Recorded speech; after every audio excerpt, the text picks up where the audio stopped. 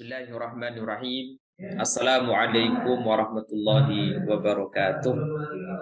Alhamdulillah. Alhamdulillahi rabbil alamin. Nahmaduhu wa nasta'inuhu wa nastaghfiruh wa na'udzu billahi min syururi anfusina wa min sayyiati a'malina. May yahdihillahu fala mudilla lahu wa may yudlil fala hadiyalah. Asyhadu an la ilaha illallah wahdahu la syarika lah wa asyhadu anna Muhammadan abduhu wa rasuluhu la nabiyya ba'dah. Allahumma salli wa sallim wa barik ala Muhammad wa ala alihi wa ashabihi wa man tabi'ahu bi ihsanin ila yaumiddin. Amma ba'd. Yang kami hormati Ustaz Nanung Danardono selaku narasumber pada kesempatan pagi hari ini. Yang kami hormati para peserta ngopi bareng Kadi, ngaji online pagi bersama Kadi. Hari ini Kamis 7 Oktober 2021. Alhamdulillah, bersyukur kepada Allah Subhanahu wa taala. Pagi hari ini kita masih diberikan kekuatan oleh Allah Subhanahu wa taala, diberikan kenikmatan yang luar biasa besarnya sehingga kita bisa bersama-sama hadir secara virtual untuk mengikuti kajian online pada pagi hari ini. Mudah-mudahan Allah Subhanahu wa taala senantiasa terus menambahkan nikmatnya kepada kita semuanya. Amin ya rabbal alamin. Salawat dan salam mari senantiasa kita sampaikan, kita haturkan kepada junjungan kita Nabi Muhammad sallallahu alaihi wasallam beserta keluarga beliau, sahabat-sahabat beliau, para tabi'in, para tabi'ut tabi'in yang insya Allah setia mengikuti sunnah-sunnah beliau. Mudah-mudahan kelak di yaumil qiyamah kita mendapatkan syafaat dari beliau. Amin, amin, ya rabbal alamin. Bapak Ibu yang dirahmati Allah Subhanahu wa taala, tema kajian kita pada pagi hari ini masih melanjutkan tema pekan lalu, yakni kaidah fikih halal haram, makanan, minuman, dan kosmetik. Insya Allah nanti akan disampaikan oleh Ustadz Nanung Danardono. Bapak Ibu yang dirahmati Allah Subhanahu wa taala, Bapak Ibu ketika nanti ada pertanyaan, ada diskusi, tanggapan, silahkan langsung ditulis di kolom chat pada Zoom, pada kolom Zoom. Insya Allah nanti akan kita bahas di sesi akhir kajian pada pagi hari ini. Bapak Ibu yang dirahmati Allah Subhanahu wa taala, langsung saja untuk materi kita pada kesempatan pagi hari ini dan disampaikan oleh Ustaz Nanung. Monggo Ustaz, kami persilahkan. Assalamualaikum warahmatullahi wabarakatuh. Waalaikumsalam warahmatullahi wabarakatuh. Alhamdulillahi rabbil alamin huwaladzi arsala rasulahu bil huda wa dinil haqq yadruhu ala dini kulli wa kafa billahi syahida. Asyhadu an la ilaha illallah wa asyhadu anna Muhammadar Rasulullah. Allahumma shalli wa sallim wa barik ala sayyidina Muhammadin wa ala alihi wa sahbihi ajmain. Qala Allah ta'ala fi kitabil karim, a'udzu billahi minasyaitonir rajim, bismillahirrahmanirrahim. Ya ayyuhan nasu kullu mimma fil ardi halalan thayyiban wa la tattabi'u khutuwatis syaiton innahu lakum aduwwum mubin. Wa qala Allah ta'ala fi kitabil karim, a'udzu billahi minasyaitonir rajim, bismillahirrahmanirrahim. Ya ayyuhalladzina amanu kulu min thayyibati ma razaqnakum washkuru lillahi in kuntum iyyahu ta'budun innama harama 'alaikumul maitata wad-dama wal lahmal khinziri wa ma uhilla bihi li ghairillah faman ittara ghaira baghi wala atin wala itsma 'alaihi innallaha ghafurur rahim.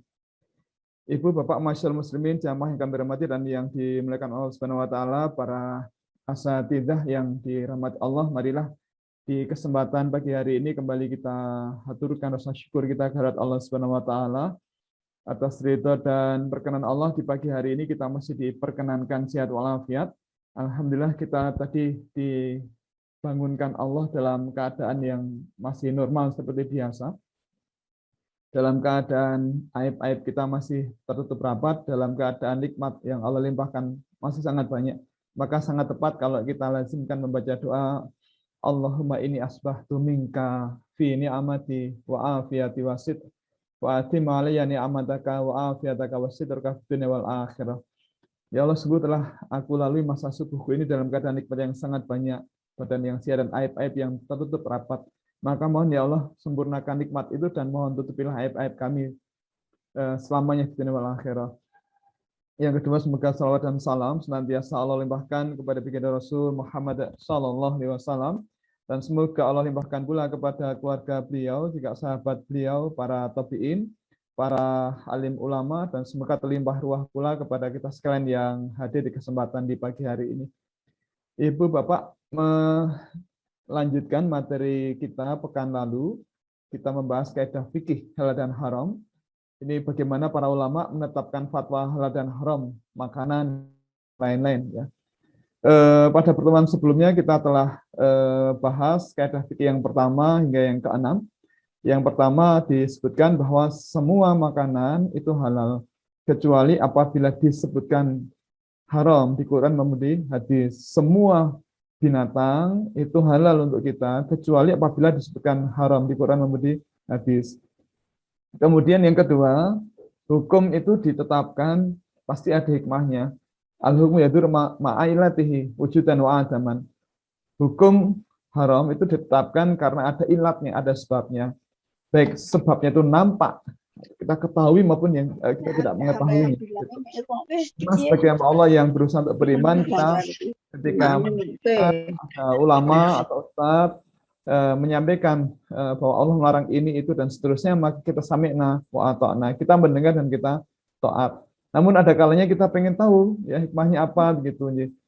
Nah, kemudian yang ketiga, segala pengimitasian atau penyerupaan dengan produk haram hukumnya adalah haram. Jadi kita tidak diperkenankan oleh para ulama dari mazhab Syafi'iyah mengkonsumsi masakan-masakan yang atau makanan yang diberi nama yang identik dengan makanan haram. Seperti masakan pig vegetarian, meskipun bahan-bahannya dari nabati, tetapi karena ada kata-kata pig alias babi di sini maka menjadi haram. Kemudian ada minuman bir bintang misalnya, karena ada kata-kata bir begitu, meskipun alkoholnya 0 tetap diharamkan. Kemudian whisky, brandy yang free alkohol tetap diharamkan. Kenapa? Karena ada nama yang identik dengan minuman yang diharamkan, yaitu whisky, brandy, dan seterusnya. Yang keempat, hewan halal yang tidak disembelih secara syar'i maka hukumnya adalah haram. Jadi meskipun itu sapi, kambing, kerbau, domba, tetapi kalau tidak disembelih secara syar'i maka hukumnya adalah haram. Apalagi Rasul pernah bersabda dalam sebuah hadis yang dikisahkan oleh Abi Waqid Al-Laitsi, dia mengatakan bahwa Rasul SAW bersabda, setiap bagian dari tubuh binatang ternak yang terpotong ketika hewannya masih hidup maka ia adalah bangkai. Nah, maka meskipun itu sapi atau daging sapi, daging kambing, daging ayam, tetapi kalau berasal bukan dari hewan halal yang masih hidup dan atau tidak disembelih secara syar'i, maka dia menjadi haram. Yang kelima, binatang yang menjijikkan hukumnya adalah haram. Jadi misalnya seperti ya kalau kecoa, belatung itu haram, oke. Karena memang kita semuanya sepakat itu binatang yang tidak hanya menjijikkan tapi juga al-khabith, binatang yang buruk. Tapi kalau kemudian sampai ke cacing, bekicot, kemudian sate landak misalnya, kemudian ada ulat atau ulat entung jati misalnya begitu. Di Gunung Kidul itu kan ada ya masakan kuliner yang katanya enak sekali, entung jati katanya enak sekali katanya. Nah, kalau kita jijik maka kita tidak boleh memakannya, tetapi kalau kita tidak jijik kita boleh memakannya. Tujuannya adalah di Ibnu Abbas yang mengisahkan ketika Khalid bin Walid mendampingi Rasulullah pulang ke rumah salah satu istri beliau, ketika disuguhi dengan daging dhab panggang, Rasul tidak menyantap itu karena beliau merasa jijik, tetapi beliau membiarkan Khalid bin Walid menyantap makanan itu. Nah, ini jadi hadis yang sangat menarik ya. Nah, rujukannya memang hadis tentang dhab.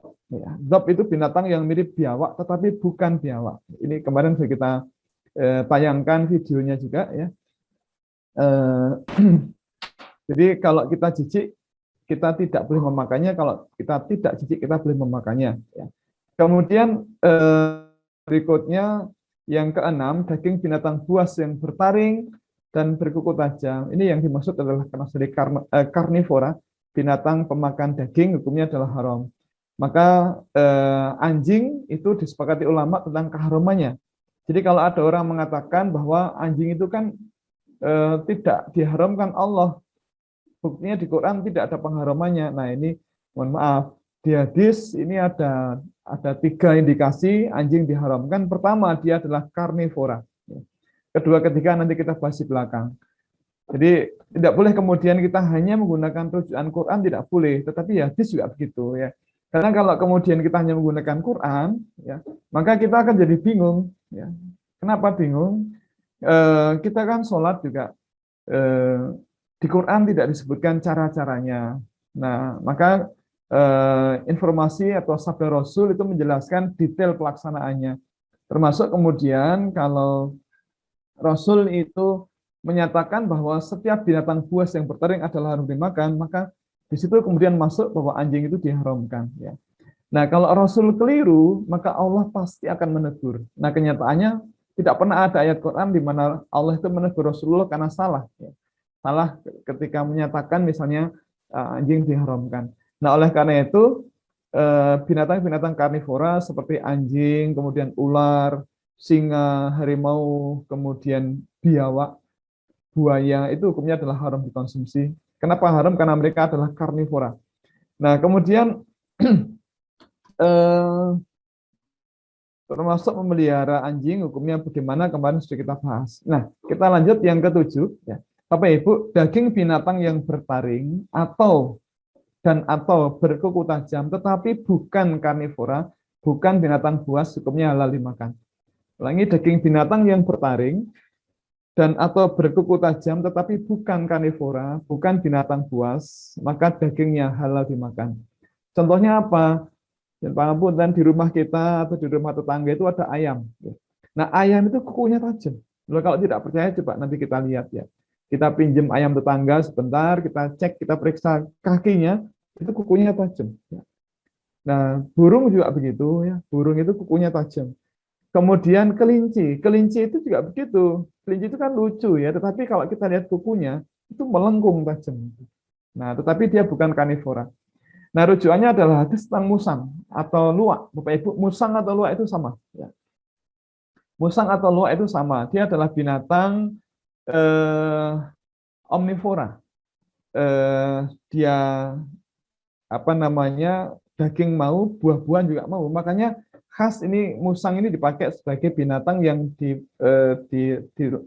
dipakai untuk memilih biji kopi yang paling matang. Gitu. Nah, ada hadis yang sangat menarik dari Ibnu Abi Amr. Beliau pernah berkata, aku pernah bertanya kepada Jabir bin Abdillah tentang musang atau luwak. Apakah dia termasuk binatang buruan? Bapak Ibu, binatang buruan adalah binatang yang diburu untuk dimakan.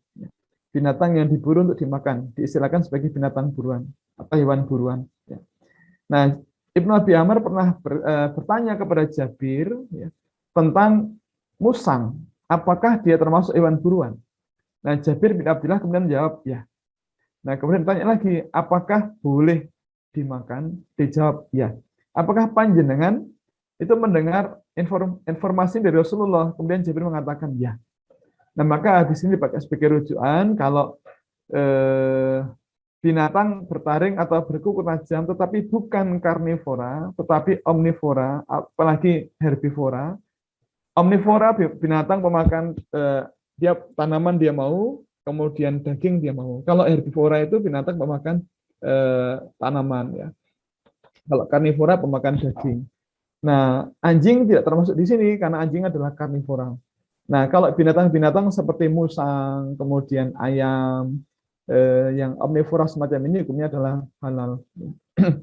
Nah, maka Bapak Ibu, meskipun ada taringnya atau kukunya yang tajam, tetapi kalau dia bukan karnivora, maka hukumnya adalah halal. Termasuk di sini tupai. Tupai juga begitu. Tupai itu kan kukunya tajam. Ya.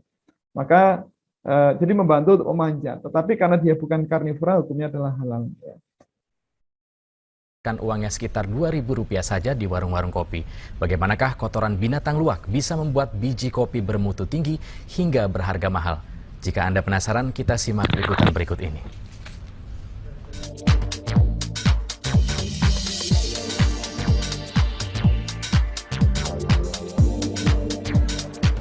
Apa hubungannya secangkir kopi di kafe dengan binatang luwak?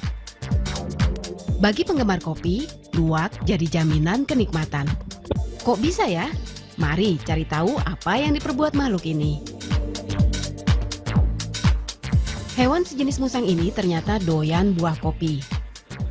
Asal binatang luwak ini di daerah sekitar sini, yaitu daerah perkebunan kopi yang punya memang banyak terdapat binatang luwak ini, yang mana biji kopi adalah makanan utama pada luwak tersebut. Jika disuguhkan buah kopi, tak berarti semua dilahap, hanya yang matang yang mau dikunyah.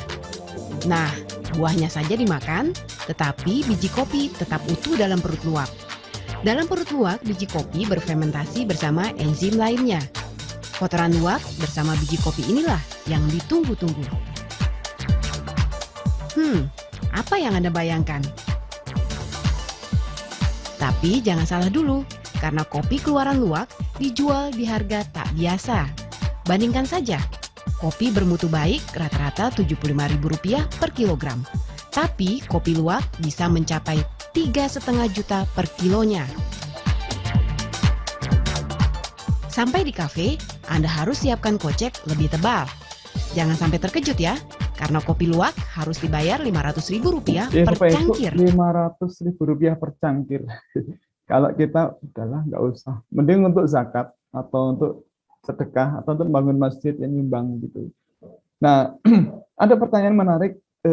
Kok bisa ya MUI memberikan sertifikat halal untuk kopi luwak? Bukankah itu diambil dari biji kopi yang sudah keluar bersama dengan kotoran lewat, mohon maaf, dubur dari luwak. Nah, Bapak Ibu, barangkali perlu kita sampaikan ulang bahwa kotoran binatang yang dagingnya haram, seperti kotoran babi, kotoran anjing, itu hukumnya adalah kotor dan najis. Tetapi kotoran binatang yang dagingnya halal, itu mungkin kotor tetapi tidak najis. Nah, ini barangkali kita selama ini menganggap bahwa kotoran sapi, kambing, kerbau, domba, ayam, itik, ya, apalagi telek, lencung, itu najis, itu ternyata tidak seperti itu, ya. Nah, rujukannya adalah hadis di mana dulu Rasulullah itu biasa sholat di kandang kambing. Bapak Ibu, mohon maaf, kalau kambing itu akan BAB atau BAK, itu apakah keluar dulu dari kandang, kemudian ke kamar kecil, atau di kandang itu? Ya, di kandang itu.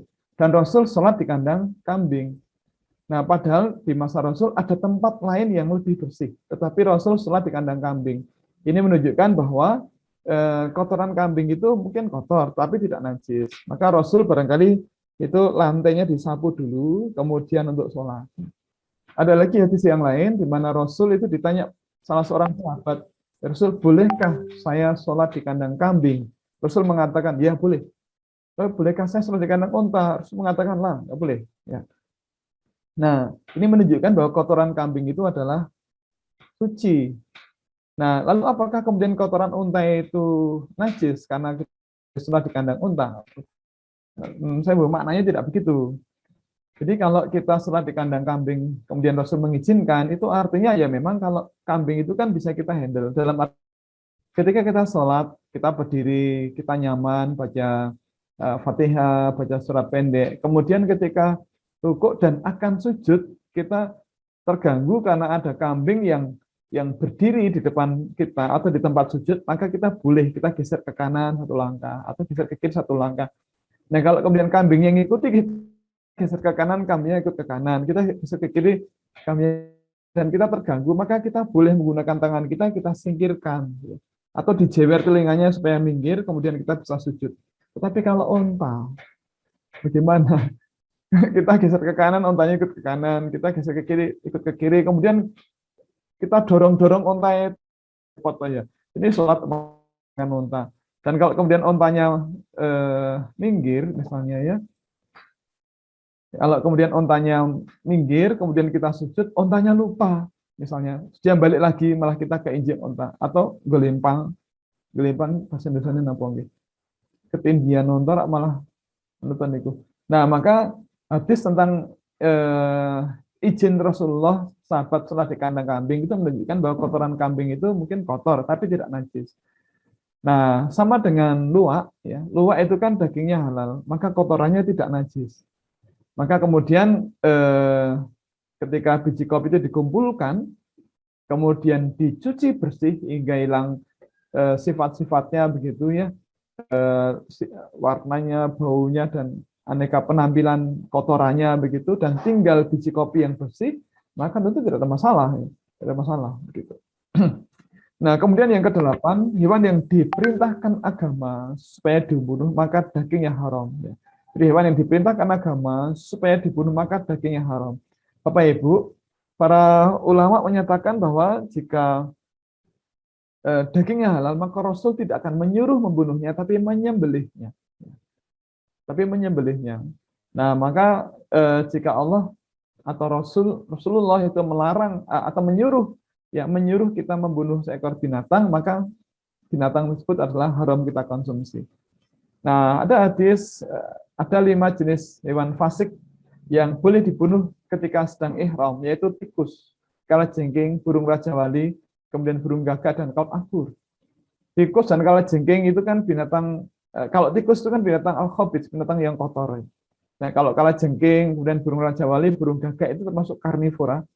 Kemudian kaut akur juga karnivora, ya, dan diperintahkan untuk dibunuh. Maka anjing itu diharamkan, ya, daging anjing diharamkan. Pertama dia karnivora, yang kedua itu karena disuruh untuk dibunuh.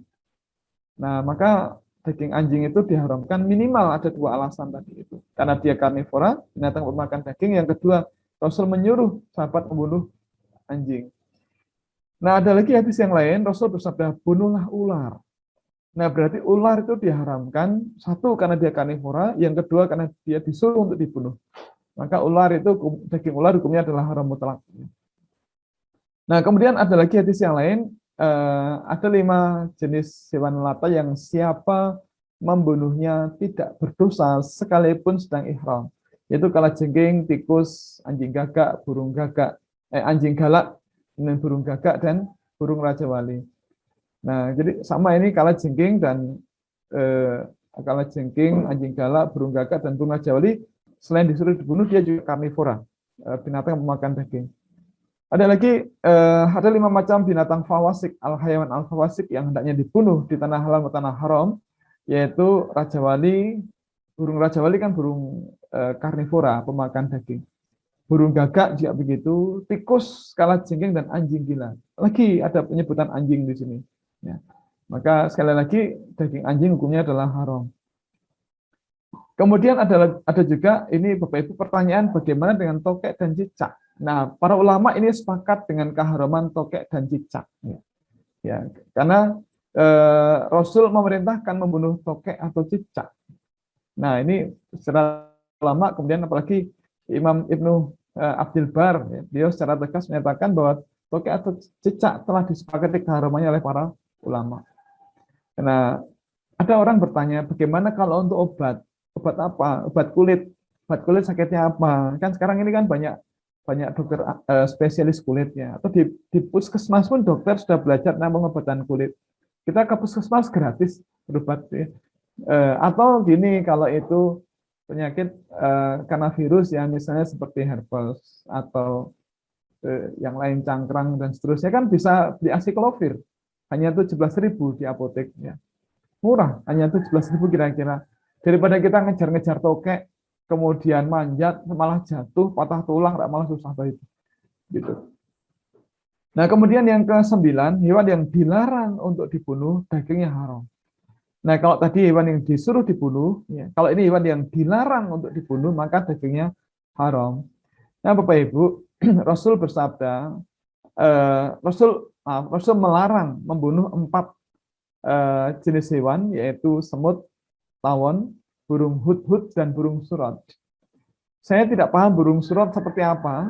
Kalau burung hudhud pernah lihat fotonya ya, pernah lihat fotonya. Nah, kemudian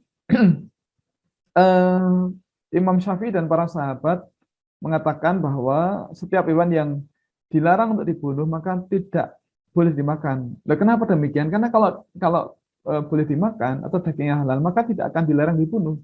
Nah, kenapa demikian? Nah, kalau mau makan, gimana caranya? Membunuhnya tidak boleh. Ditunggu sampai mati dia bangkai. Lalu kapan kita makannya begitu? Lalu bagaimana pula dengan semut ya? Kadang-kadang kita terganggu dengan semut. Ya. Jadi misalnya begini, kita baru belajar atau baru sholat begitu, kemudian ada semut naik di leher kita, ini bagaimana? Kalau pas nggak sholat kan, mut turun, tapi dia ngeyel ya, atau nggak mendengar kita karena tidak bisa belajar bahasa manusia. Game pun diselentik gitu, kalau nggak bisa dipitos ya tidak apa-apa. Syekh Abdul Aziz bin Baz berpendapat bahwa jika memang tidak mengganggu, maka tidak apa-apa membunuh semut asal tidak musnahkan dengan api. Nah, ini jelas sekali ya.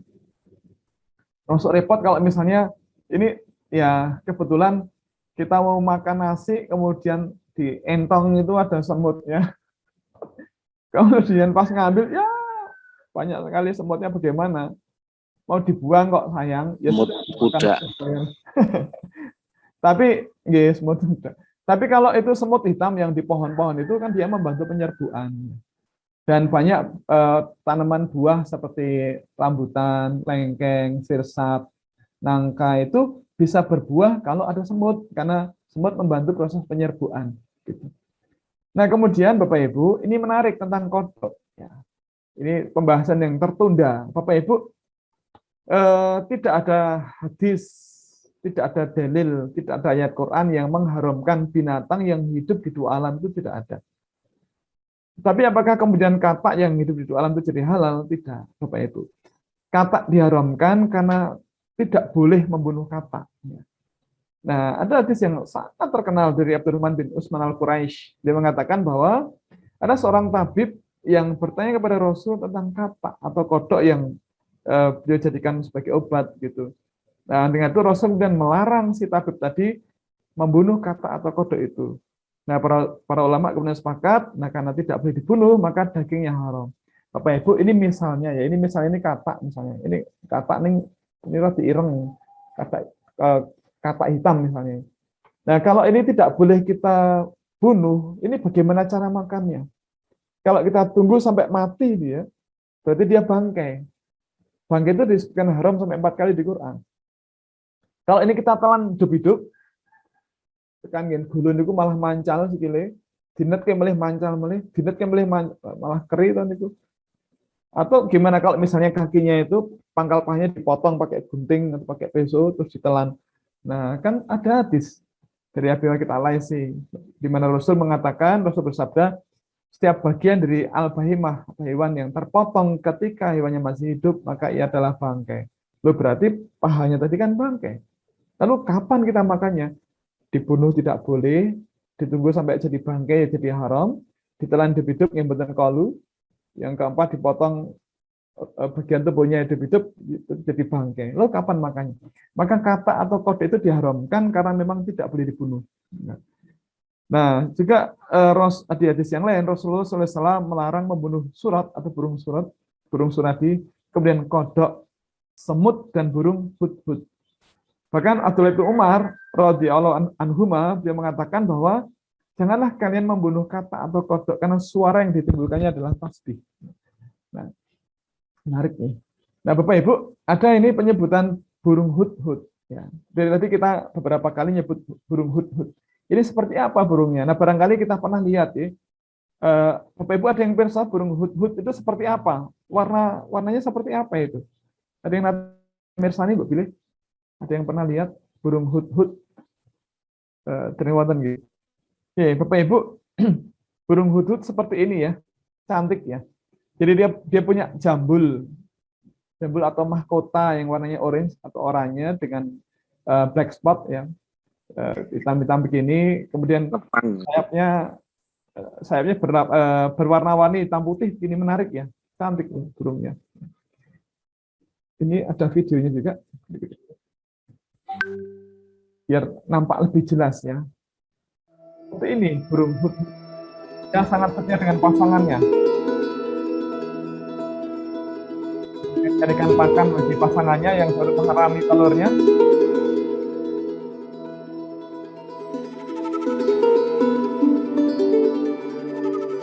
ketika pasangannya itu sedang mengerami telurnya di pejantan mencarikan pakan.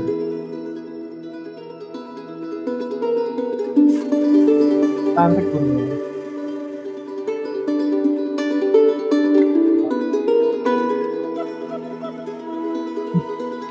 Ini bukan pakem gitu.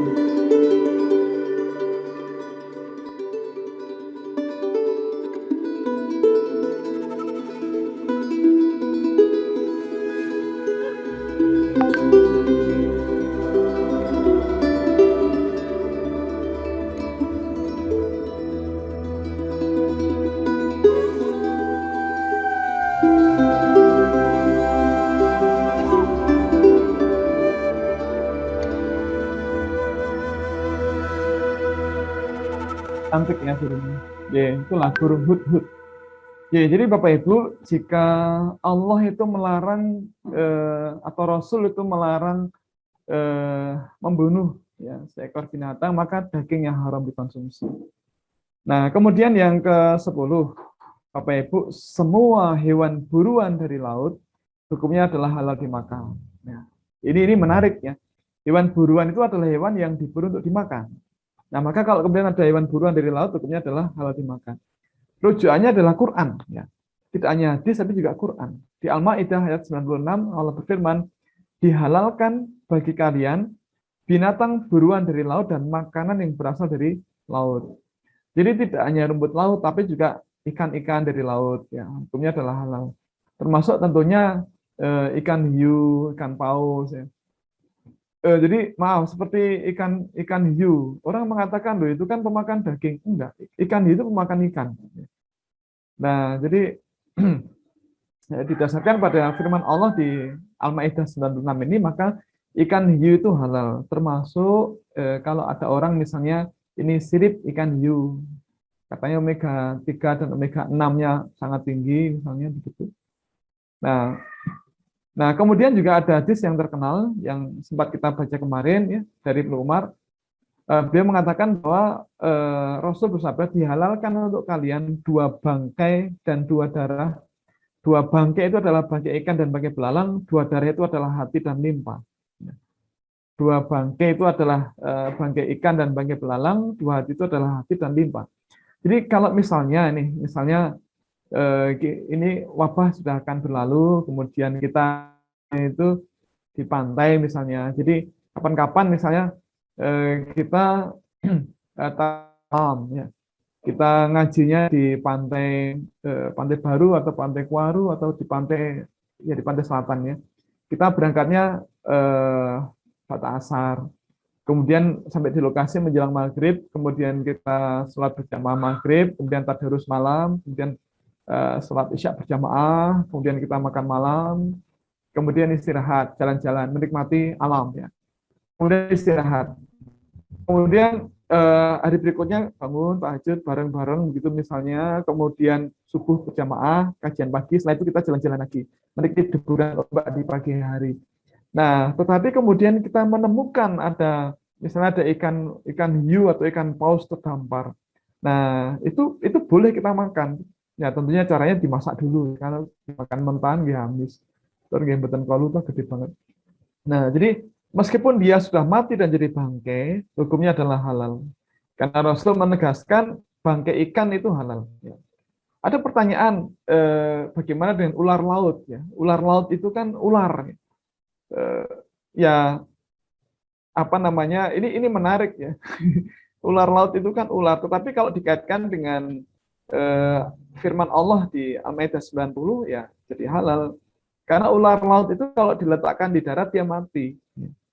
Memang ada yang berpendapat haram karena dia ular, tetapi ada yang berpendapat juga bahwa ular laut itu halal karena dia adalah ular. Nah, keumuman firman Allah bahwa binatang buruan dari laut adalah halal ya. Kalau belut kan halal, ya halal, kecuali kalau kita merasa jijik. Ya, jadi belut itu tidak pernah ada dalil yang mengharamkannya. Tetapi kalau kita jijik dengan belut ya maka tidak boleh memakannya. Apalagi mentah, wah, utuhan niku tasih urip malah keri niku tengen belut. Nah, kemudian Bapak Ibu, Rasul juga pernah ditanya tentang air laut. Nah, beliau kemudian nyatakan bahwa laut itu suci airnya dan halal bangkainya. Nah, ini sangat jelas, sangat tegas bahwa bangkai ikan itu adalah halal. Maka kalau kita beli ikan di pasar, kita melihat loh tidak ada sembelihannya, ya gimana nopo-nopo, karena bangkai ikan itu adalah halal. Bagaimana dengan lele yang dipukul kepalanya, ya gimana nopo-nopo, tetap halal, karena bangkainya pun halal. Gitu. Yang ke-11, semua binatang pemakan kotoran atau al-jalalah hukumnya adalah haram dikonsumsi. Ya. Al-jalalah, binatang pemakan kotoran adalah binatang yang memang secara alami dia memakan kotoran. Bapak Ibu, di alam ini ada binatang yang sangat terkenal dan kita sangat tahu karakternya, yaitu anjing dan babi. Itu adalah binatang pemakan kotoran dan sangat terkenal sebagai binatang pemakan kotorannya. Ketika kami masih tinggal di Kepuh, ya, di Kampung Kepuh, itu kami ada lorong, ya, jalan atau gang begitu, kalau akan ke masjid atau ke musola lewat lorong itu, dan kami sering terganggu kalau pas mau sholat subuh, itu sering ada tempat sampah yang diabul-abul. Diabul-abul ini bahasa Indonesia ini apa? Jadi sampah di tas kresek itu ditarik gitu, kemudian dibuka, dia diabul-abul, dicari, yang dicari itu pampers atau diapers, terus dibongkar, dinikmati. Ini kira-kira siapa itu? Manusia atau binatang? Kalau manusia kok kurang gawean. Binatangnya apa? Kalau ayam nggak mungkin. Ayam kan tidak beraktivitas di malam hari. Nah, yang jelas itu kan anjing, karena anjing binatang makan kotoran. Nah, dan ya karena binatang makan kotoran, maka hukumnya adalah haram dikonsumsi.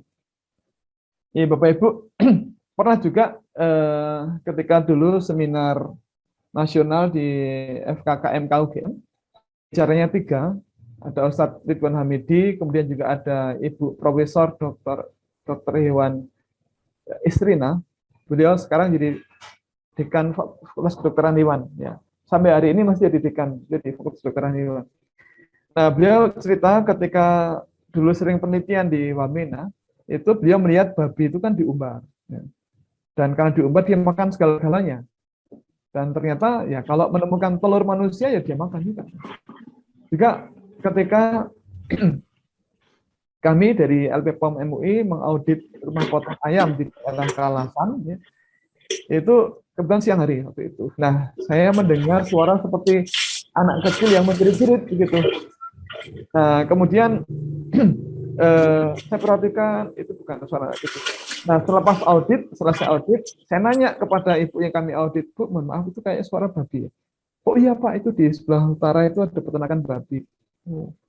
Nah, kemudian kami nengok di peternakan babi itu karena audit sudah selesai, dan betul yang seperti yang kami buka sebelumnya, itu ada 3 unit kandang.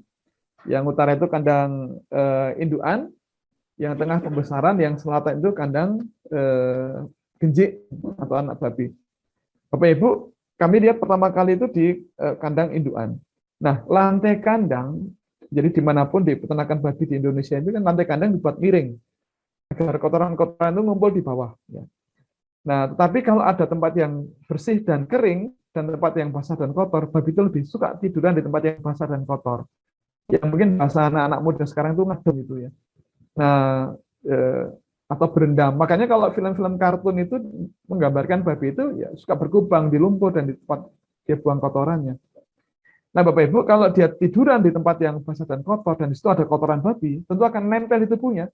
Dan kalau nempel di tubuhnya dan di situ ada lebih dari 1 babi, maka biasanya akan dijilat oleh darahnya atau namanya jijik gitu, kalau nggak ditiru.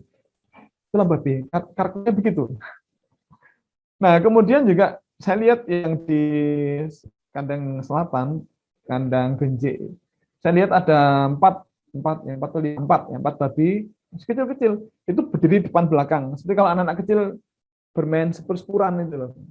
Nah, terus saya perhatikan ngapain mereka itu. Ya Allah ya Rabbi ya Karim.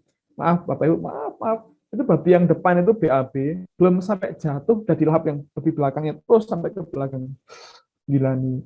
Maka Bapak Ibu, binatang pemakan kotoran, al-jalalah itu hukumnya haram dikonsumsi. Ya. Ini kalau tidak usah dilihat. Bagi yang baru dar sarapan, wah, nyembah punten.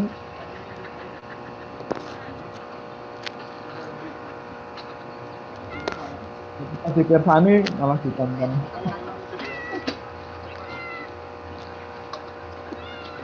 Ini memang karakternya begitu.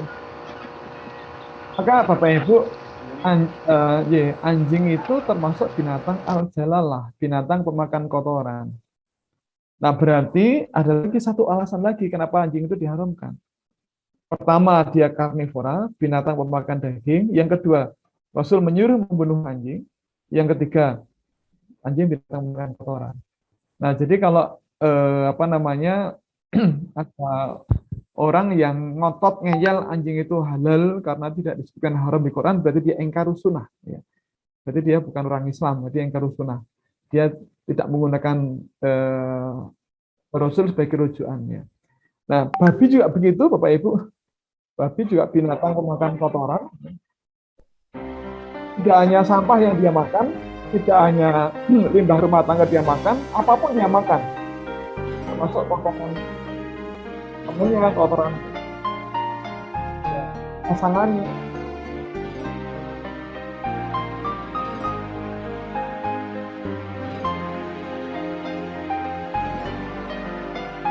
Pun gila nih ini.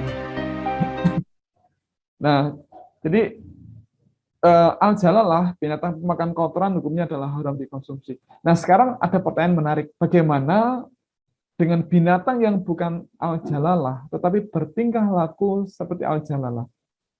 Seperti misalnya unta, kemudian sapi, kambing, kerbau, domba.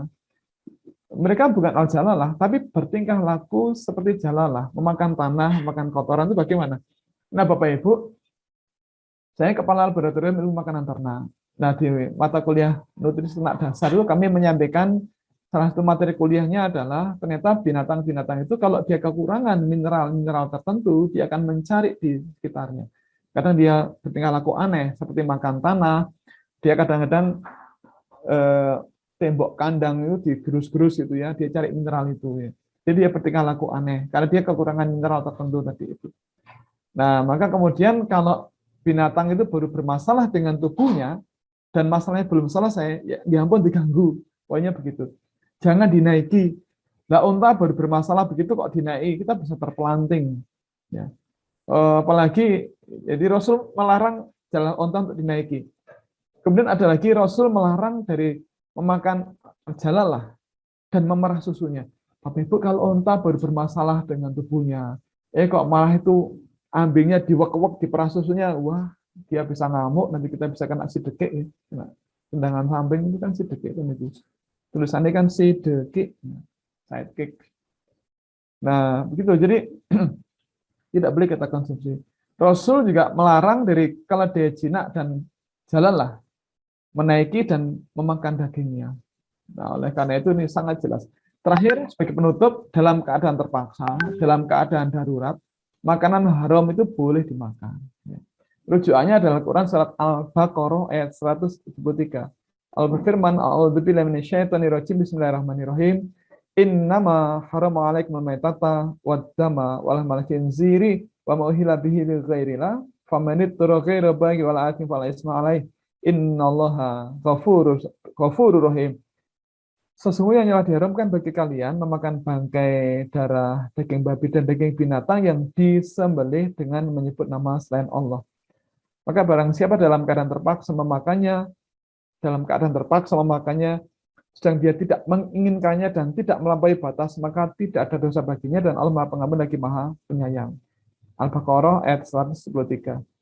Maka Bapak Ibu, pengertian atau terminologi darurat atau darurat syariah itu meliputi 3 hal. Pertama, diyakini tidak ada alternatif yang lain untuk bertahan hidup, gitu ya, atau mencegah kondisi yang lebih buruk. Gitu. Yang kedua, kita tidak menginginkannya, maka tidak boleh melampaui batas. Dan yang ketiga, jika penyebab darurat itu hilang, maka kita tidak boleh mengkonsumsinya dan harus memilih yang lebih halal. Contohnya misalnya begini, kita kepengen menuntut ilmu sampai ke negeri Cina, atau ke negeri Taiwan, atau ke negeri Hong Kong, atau ke negeri Korea, misalnya begitu. Nah, kemudian dari Jogja kita naik Garuda ke Jakarta, kemudian dari Garuda ke Beijing, Cina, kita menggunakan pesawat Malaysian Airlines MH370 misalnya. Nah, di jalan ini mesin pesawat ngadat misalnya, kemudian mendarat darurat di sebuah pulau yang kita tidak tahu. Nah, pesawat rusak ya, kita tidak bisa kembali dalam waktu dekat. Nah, untuk bertahan hidup tentunya kita memakan apapun yang ada di pesawat ya, apapun yang bisa kita konsumsi. Nah, kalau kemudian sudah habis ya kita cari makanan keluar pesawat ya. Kalau ya tidak ada makanan apapun kecuali di pulau itu hanya ada babi, ya bagaimana? Ya kita boleh dalam keadaan terpaksa kita memakan babi itu. Ya, boleh, tetapi karena kita tidak menginginkannya ya sedikit saja. Tidak boleh kemudian lu kok enak ya tambah kecap bareng. Nah, tapi pas kita mau makan tiba-tiba kru pesawat ya, air crew mengatakan, "Bapak Ibu tahan dulu, tahan. Maaf, ini ternyata di kabin itu ada yang nyimpan makanan. Mari kita makan ini dulu." Nah, maka kita tidak boleh menyantap yang diharamkan dan kita harus memakan yang lebih halal begitu. Oke, demikian Bapak Ibu sebagai pengantar yang mudah-mudahan apa yang disampaikan pekan lalu dan hari ini ada manfaatnya bagi kita semuanya. Dan Bapak Ibu sekali lagi ini baru satu materi dari ya 17 materi yang biasa kita sampaikan begitu. Ini baru materi pertama. Nah, monggo Bapak Ibu yang barangkali tertarik untuk belajar lebih lanjut bergabung di kelas Halal Haram Eropa.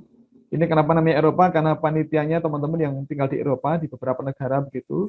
Gabungan panitia, pesertanya seluruh Indonesia, seluruh dunia, dimanapun boleh, dan itu gratis, dilaksanakan setiap Selasa di Paskan Ba'da Asar setengah 4 sampai setengah 6.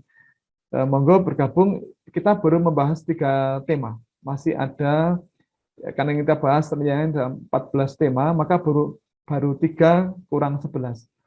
Selasa sore dan gratis. Monggo barangkali tertarik. Demikian mudah-mudahan ada manfaatnya. Maka barangkali akan dilanjut dengan diskusi, kita persilakan. Ya, baik Ustaz, terima kasih telah menyampaikan materi menyelesaikan 12 kaidah fikih halal haram, makanan, minuman, obat, dan kosmetik. Bapak Ibu yang dirahmati Allah Subhanahu wa taala, ini Ustaz ada beberapa pertanyaan yang sudah dilayangkan di forum chat. Saya bacakan Ustaz. Yang pertama dari Nurul Kamdi. Kalau makanan halal dan berubah menjadi tidak toyib, mohon dibahas. Bapak Ibu, sabar deh. Lanjut. Contoh makanan yang mengandung residu pestisida alias ada racunnya. Terus berikutnya, bagaimana hukumnya merubah fitrah binatang, contohnya ayam pedaging, hasil genetik modified organisme. Dan yang berikutnya, hukumnya merubah fitrah makhluk baik tanaman maupun binatang, mengingat di surat Ar-Rahman ada larangan mengubah fitrah dari penciptaannya. Ini satu dari Pak Nurul Hamdi. Monggo Ustaz. Pertama begini, makanan yang mengandung residu pestisida itu alias ada racunnya itu bukan tidak toyib tetapi haram. Jadi makanan yang merusak atau menyebabkan kita menjadi sakit, misalnya beracun seperti ini, itu bukan tidak toyib, tapi itu diharamkan. Ya. Yang contoh tidak toyib itu begini, masakan daging kambing yang banyak lemaknya, pakai santan ya, misalnya gulai, tongseng, yang kalau banyak santan, itu tidak toyib karena menyebabkan pengendapan kolesterol dan tensi jadi naik. Daging kambing itu tidak menyebabkan kolesterol naik. Ya. Rasulullah kan juga ada daging kambing, apalagi dia memanggang. Kalau memanggang kan berarti lemak-lemaknya kan jadi kebakar, kemudian cair, kemudian netes ke bawah. Nah, yang dikonsumsi itu bagus. Dan beliau biasa memanggang itu kan 34% matang ya. Bapak Ibu, puncak keempuan daging itu kan di 3/4 matang. Kalau sampai gosong, maka dia tidak toyib. Kenapa tidak toyib? Karena dia karsinogenik. Halal iya, tapi tidak toyib. Karena masakan daging yang dipanggang hingga jadi areng, itu arengnya itu menyebabkan kanker. Itu tidak toyib. Atau bagi penderita diabetes mengkonsumsi minuman dengan gula yang agak banyak itu tidak toyib. Tapi kalau menggunakan pestisida itu jelas kan ini kan bukan makanan manusia atau beracun, maka dia jadi haram gitu. Nah, lalu ini ada bagaimana dengan penyu? Telurnya bisa dikonsumsi. Bapak Ibu kemarin sudah kita bahas jika ada fikih yang pertama, penyu itu halal ya. Penyu, kura-kura, anjing laut itu hukumnya halal karena tidak ada dalil yang mengharamkannya. Ya, aku tadi udah. Ya. Nah, kemudian ini menarik, ada pertanyaan bagaimana hukumnya merubah fitrah binatang, contohnya ayam berdaging hasil genetic modified organism. Saya malah belum tahu yang dimaksud bagaimana, Pak Nurul Hamdi, barangkali bisa diperjelas. Saya dosen di Fakultas Peternakan dan tidak pernah tahu ada ayam dari hasil GMO ini yang seperti apa ya, malah tidak tahu. Monggo Pak Nurul Hamdi, langsung pakai mikrofon Pak. Ya, dimaksud Sudah dengar? Iya, sampun Pak, ampun, monggo. Ya, begini, ayam pedaging itu saya telusuri ke beberapa orang yang menjadi distributor hormon dan makanan itu menceritakan bahwa setiap 5 tahun sekali itu grandparent-nya diubah dan itu adalah hasil dari GMO atas ayam. Nah, berarti kalau GMO itu kan merubah fitrah paling dasar. Sehingga kemudian ayam itu memang kemudian dalam waktu singkat bisa menjadi gemuk dan kemudian seperti itu. Nah, tentang penelitian tentang ketoyibannya saya belum dapat telusurannya. Nah, itu tentang misalnya yang binatang dan sebenarnya padi yang GMO dan kedelai GMO itu kan juga sekarang yang beredar, terutama yang impor, itu kan begitu dimodifikasi. Nah, kalau dimodifikasi itu kan tentang fitrah itu kan di surat Ar-Rahman itu wasama iwal ardi wa rafa'a wa wada'al mizan. Kemudian Allah tatghaw fil mizan dan kemudian disuruh kita itu menghentikan orang yang merubah-rubah itu gitu. Karena mizan ini kan tentunya bukan hanya jual beli pakai timbangan karena pembicaraannya sebelumnya adalah tentang penciptaan langit dan bumi gitu. Nah, karena itu mohon pencerahan karena saya ini background-nya adalah teknik gitu. Nah, tapi sekarang lagi giat untuk makanan yang saya makan sendiri utamanya adalah halal thayyib karena saya setahun lalu dioperasi kanker otak dan kemudian ketika sebelumnya saya sudah berusaha untuk makan yang thayyib dan kemudian subhanallah Allah memberikan anugerah kesembuhan kembali seperti sedia kala. Maka kemudian saya jadi banyak perhatian terhadap makanan yang tidak thayyib itu gitu. Ya, begitu. Ya, terima kasih Pak Hamdi. Oke. Pak Hamdi, saya jadi tertarik kepengen ketemu dengan orang yang beritahu panjenengan. Dari mana mengetahui bahwa ayam-ayam itu diubah genetiknya menggunakan GMO ya. Iya. Tadi juga nyebut hormon. Nah, begini. Mohon maaf, saya dokter dari Inggris, Pak. Jadi saya juga sekolahnya di Inggris dulu. Betul, jangan keliru memahami makna saya ya. Jadi begini, saya mempelajari ayam ya sampai ke Inggris dan saya pastikan tidak ada hormon apapun, Pak, dipakai di ayam itu. Nah, suntikannya itu? Nah, suntikan itu suntikan vaksin, Pak. Nah, jadi nampaknya kita ini sering mendapat hoax, berita-berita bohong dan kita tidak tabayun kepada orang yang lebih paham. Sehingga kemudian ketika dapat hoax itu kita percaya sepenuh hati dan sehingga kemudian itu mengganggu pikiran kita. Bapak Ibu, yang namanya hormon itu tidak ditambahkan pada ayam broiler atau ayam berdaging. Nah, kalau pakai hormon, beli hormonnya di mana? Di Superindo tidak ada, Indomaret tidak ada. Di mana ada? Nah, kalau nekat pakai hormon, beli hormonnya misalnya online, maka ongkos pemeliharaannya menjadi 5 kali lipat lebih mahal. Karena hormon itu mahal. Nih, jadi kalau misalnya beli hormon, ayam perdagingan sekarang dagingnya harganya per kilo itu kan 30.000. Nah, kalau pakai hormon, itu nanti harga daging ayam broiler jadi 150.000 per kilo. Ada yang mau beli kah? Nah, nggak pakai itu aja tumbuhnya bagus. Bapak Ibu, ayam pedaging, ayam broiler itu cepat besar bukan karena disuntik hormon, tetapi karena seleksi genetik. seleksi genetik itu bukan GMO. Dan kadang-kadang kita percaya dengan berita-berita bohong yang mengatakan GMO itu merusak. Nah, ini nampaknya ada istilahnya apa ya? Ada info yang tidak benar tentang GMO, di mana GMO itu merusak. Bapak Ibu, semua produk GMO seperti padi, kemudian kedelai, jagung yang jadi produk GMO itu pasti ya, pasti melalui tahapan uji keamanan. Pasti itu. Nah, kalau tidak melalui fase itu maka tidak diperkenankan untuk diperjualbelikan. Dan kita melihat produk-produk GMO itu kan sudah puluhan tahun ya, sudah 20 tahun lebih.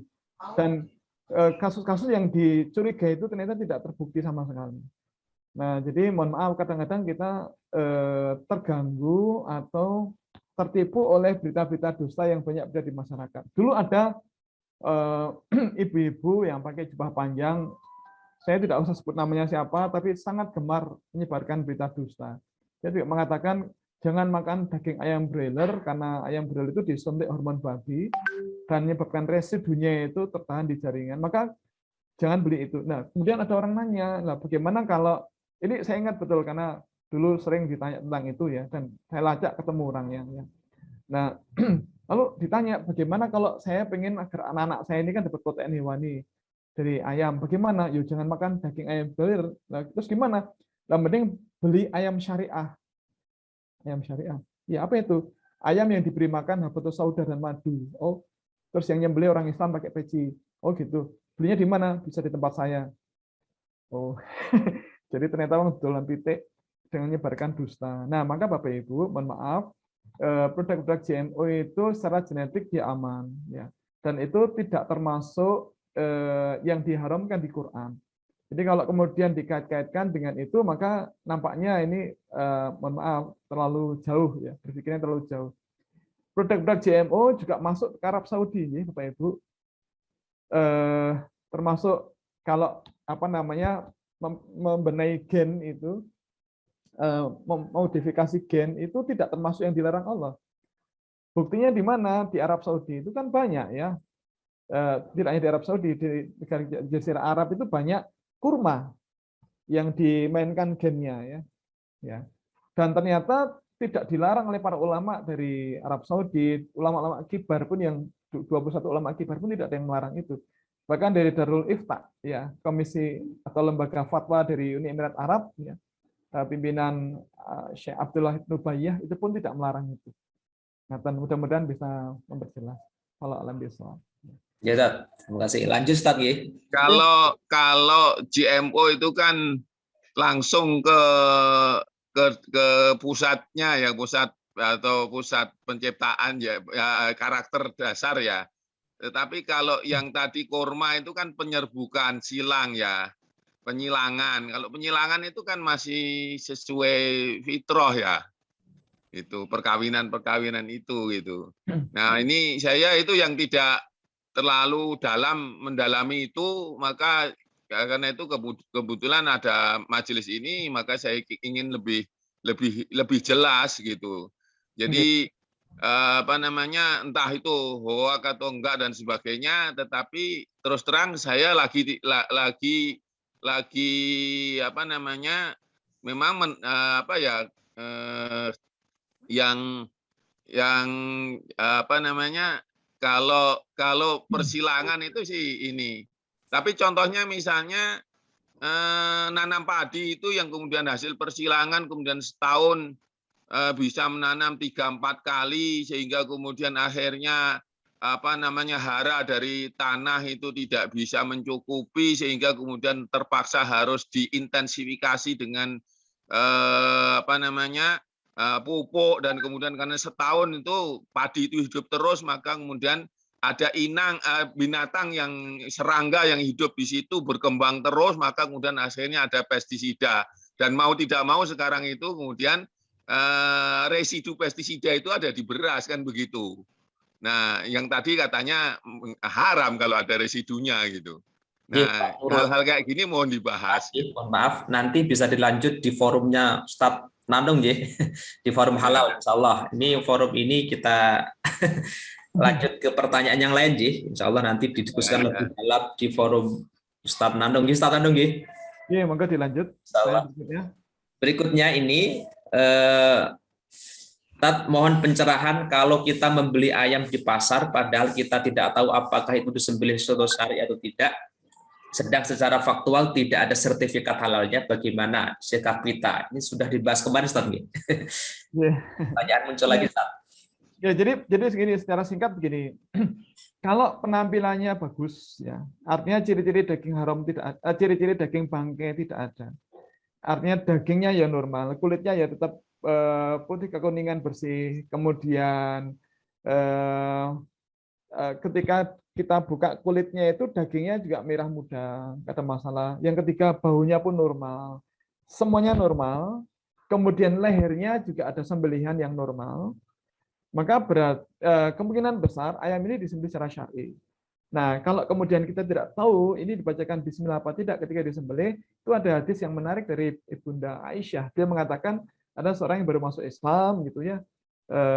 Orang baru masuk Islam kemudian nanya ke Nabi, ya Rasul, satu kaum menghadiahi kami dengan daging, tapi kami tidak tahu ini dibacakan basmalah apa tidak. Bagaimana? Ya Rasul, kemudian Rasul mengatakan, bacalah basmalah kemudian makanlah. Nah, dengan itu menjadi halal. Ngaten ya Allah alam bisawab. Ustadz, ini mungkin tentang anu binatang, kepiting, ranjungan, anjing laut, kemudian ulat. Monggo, Ustadz. Jadi kepiting, rajungan, anjing laut semuanya halal karena tidak ada dalil yang mengharamkannya. Nah, sekali lagi tidak ada dalil tentang keharaman memakan daging binatang yang hidup di dua alam, tidak pernah ada. Jadi di buku hadis manapun ya, seperti di Sahih Bukhari Muslim, kemudian Al-Ulu Al-Marjan, Tabil Khafilin Al-Aldatan, ya tidak pernah ada. Rasul bersabda bahwa sesungguhnya binatang yang hidup di dua alam itu haram, itu tidak pernah ada. Nah, karena tidak pernah ada, maka kepiting itu halal, rajungan halal, anjing laut juga halal. Anjing laut itu pemakan ikan. Kemudian ulat. Nah, ulat ini, ulat seperti apa? Kalau itu kayak entung jati, itu kan dimasak itu enak sekali. Nah, kalau kita jijik, kita tidak boleh memakannya. Tetapi kalau kita tidak jijik, kita boleh memakannya. Nah, ketentuannya adalah bahwa tidak ada penyebutan dia haram lidzatihi, zatnya disebutkan haram di Quran maupun di hadis tidak ada. Maka kalau kita tidak jijik, kita boleh memakannya. Kalau kita jijik, kita tidak boleh memakannya. Sekali lagi, ukuran jijik itu ada di mulut kita. Kalau kita mengatakan saya jijik, tapi makan habis 2 piring, nah, berarti tidak jijik. Atau sebaliknya, kita mengatakan saya tidak jijik, nah pas mau makan, mutah-mutah itu, nah itu mungkin itu jijik ya. Kapan dia kira-kira singkatnya begitu. Pokoknya, kalau ikan lele termasuk binatang pemakan kotoran atau jalalah buatan Ustaz? Lele itu sama dengan ikan yang lain ya, sama dengan nila, sama dengan grass carp, sama dengan bawal ya. Lele itu makanannya ya apa yang ada di sekitarnya begitu. Bapak Ibu, ini ada pertanyaan bagaimana lele yang makan lele yang warnanya kuning misalnya gitu. Kotoran manusia. Begini, pertama, lele yang dipelihara di septic tank itu hukumnya haram. Karena tidak ada makanan apapun kecuali lele yang warnanya kuning. Tetapi Bapak Ibu mohon maaf, info yang mengatakan lele dipelihara di septic tank itu hoax, itu tidak betul ya. Nah, kalau ada yang kekeh mengatakan oh itu ada. Nah, saya kepengen sekali ditunjukkan itu ada di mana gitu. Karena selama ini banyak beredar begitu berita seperti itu tapi tidak bisa menunjukkan itu ada di mana. Dan kalau lele dipelihara di septic tank, lalu bagaimana cara memanennya atau menduga ini sudah besar atau masih kecil? Apakah kemudian tutup septic tanknya dibuka terus dia karena gudeg nonton itu? Kan luar biasa itu. Jadi informasi mengatakan lele dipelihara di septic tank itu tidak benar. Lele konsumsi ya. Yang kedua, kalau lele dipelihara di kolam ikan ya dengan pakan pelet maka dia halal. Yang ketiga, lele dipelihara di kolam ikan ada bilik merenungnya satu, ya ada WC-nya satu, nah, blung gitu, udah lagi beberapa hari berikutnya lagi blung sekali. Itu tetap halal ya. Tapi kalau yang ketiga, yang keempat, lele dipelihara di kolam dan ada bilik merenungnya banyak ya. Misalnya ada 20 misalnya. Karena misalnya itu dekat tempat pertunjukan massal, misalnya ada sekaten atau apa gitu. Terus ada bilik merenung ada 20 dan itu selalu penuh orang ya. Blung blung blung blung blung blung. Nah, itu jadi makruh begitu. Kira-kira demikian. Jadi lele itu seperti itu ya. Dan mohon maaf sekali lagi info yang mengatakan lele itu makanannya adalah makanan kotoran manusia itu hoax. Ya. Karena lele sama dengan nila yang juga bisa dipelihara di kolam yang ada bilik perenungnya satu. Termasuk lele yang atau ikan apapun yang dipelihara di sungai tidak ada jaminan tidak makan apa-apa. Ya. Jadi yang dipelihara di sungai kan makan apapun di situ. Termasuk kotoran manusia yang lewat ya dan seterusnya. Itu kira-kira kalau alam bisa. Terima kasih Ustaz. Terakhir Ustaz. Assalamualaikum Ustaz. Ahwan dari Pak Haruni Ode. Mau tanya, jika kita sudah terjebak dalam makanan tidak halal, siapa yang harus bertanggung jawab jika pelaku usaha yang menjual makanan tidak halal tersebut? Maksudnya gimana? Bapak Ibu, kalau ini senangnya kita jadi orang Islam ya. Kalau kita tidak tahu itu tidak berdosa. Saya pernah juga dulu waktu masih kuliah semester 2 atau 3 ya waktu itu dengan teman-teman alumni SMA 1 Jogja, kami ngumpul di rumah teman di daerah Papringan. Nah kemudian menjelang maghrib saya pamit dulu gitu. Saya tidak bilang ke teman kalau mau cari buka puasa ya. Di dekat rumah teman itu ada restoran kecil, itu ada spanduknya itu jual macam-macam. Nah ada blok tahu tempe, ada telur, ada ikan, ada sayur, ada daging. Nah di blok daging itu saya ngambil daging ya, semur daging, kemudian saya bayar, terus saya duduk gitu, satu irisan saya makan, terus saya mikir, daging sapi itu bagian apanya ya, kok enak, empuk, gurih dan murah. Ngunyah sambil mikir. Irisan kedua mau saya makan lagi, saya mikir lagi ini bagian apa ya kalau daging sapi kok enak, empuk, gurih dan murah banget tuh. Saya mikir, oh jangan-jangan daging babi. Terus saya bangkit, saya nanya kepada penjualnya, orang Cina, Cik, ini daging babi? Iya itu daging babi. Batin kalau alhamdulillah nanti ngerasa gitu. Ya Bapak Ibu, kalau kita tidak tahu, tidak sengaja itu tidak berdosa. Ya. Nah, termasuk begini, kalau kita dulu pernah tidak sengaja memakan yang tidak halal. Contohnya begini, Bapak Ibu suka mencuri apa tidak? Kalau dulu iya ya. Ustaz Mujari juga pernah mencuri nggak? Antum? Kecil Ustaz. Pernah ya. Kita pernah nyolong jambu toh zaman dulu. Nyolong rambutan, serkoyo, pelem.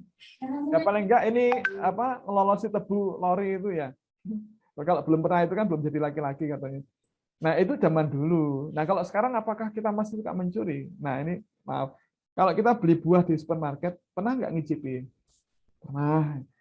Ngicipinnya nembung apa mboten? Bapak Ibu, ngicipi itu kalau kita minta izin dan diizinkan itu halal. Tapi kalau tidak minta izin, mohon maaf itu namanya mencuri. Nah, kalau dulu pernah mencuri, nggak apa-apa itu dulu, tapi besok jangan lagi, kan gitu. Ngaten, Bapak Ibu, mudah-mudahan ada manfaatnya dan cukup jelas. Mohon maaf atas semua khilaf. Assalamualaikum warahmatullahi wabarakatuh. Terima kasih Ustaz Nanung, luar biasa materi telah sampaikan. Ini banyak juga permohonan Ustaz. Mohon materinya nanti bisa di-share begitu. Insyaallah nanti akan kita share di grup mawon Ustaz. Ya, nanti di grup aja.